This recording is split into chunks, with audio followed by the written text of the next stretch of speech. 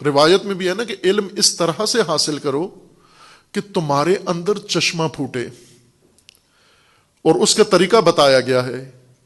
وہ طریقہ کیا ہے؟ اخلاص. من اخلص للہ 40 صباحا، جو اللہ کی خاطر 40 دن اخلاص اختیار کر لے.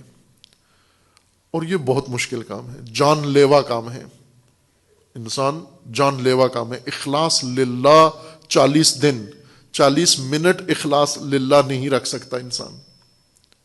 اگر کوئی اتنی طاقت اس کے اندر آ جائے، اتنی قوت ارادی اس کے اندر آ جائے کہ یہ 40 دن اللہ کے لیے خالص ہو جائے، محض خدا کے لیے، نتیجہ کیا ہوگا؟ نتیجہ یہ ہوگا اس چلے کے بعد، 40 روزہ اخلاص کے بعد، خداوند تبارک و تعالی اس کے دل کے اوپر علم و حکمت کے چشمے داری کر دے گا. اس کو اب کتابوں کی ضرورت نہیں ہے، اسے لائبریریوں کی ضرورت نہیں ہے، اسے کسی درس و سماعت کی ضرورت نہیں ہے. اس کے اندر سے چشمہ جاری ہو گیا ہے. ینبوع، ینابی، حکمت کے ینبوع چشمے پھوٹ پڑتے ہیں اندر انسان کے اگر 40 دن اخلاص دکھائے انسان اللہ کے لیے. لیکن یہ بہت مشکل کام ہے. یہ وہ جام ہے جو لب تک پہنچتا ہے، ادھر سے جان بھی لب پر آ جاتی ہے. ہمارے استاد بزرگوار حضرت آیت اللہ حسن زادہ عاملی دامت ظل العالی، اللہ تعالیٰ انہیں صحت و سلامتی عطا فرمائے، یہ ان کا کثرت سے یہ جملہ تھا.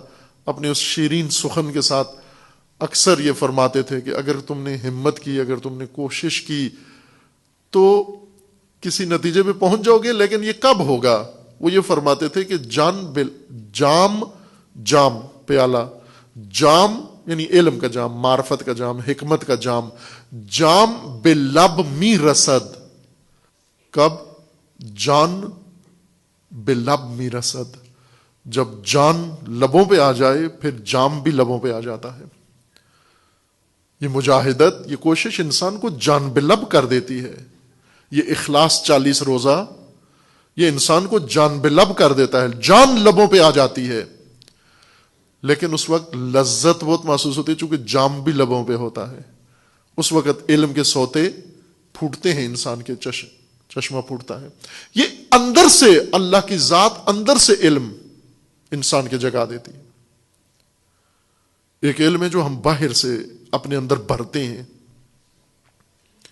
اگر 40 روزہ اخلاص 40 سال پڑھتے اور پڑھاتے ہیں، آخر میں بھی سمجھ میں نہیں آتی کہ حق کیا ہے اور باطل کیا ہے، حرام کیا ہے اور حلال کیا ہے.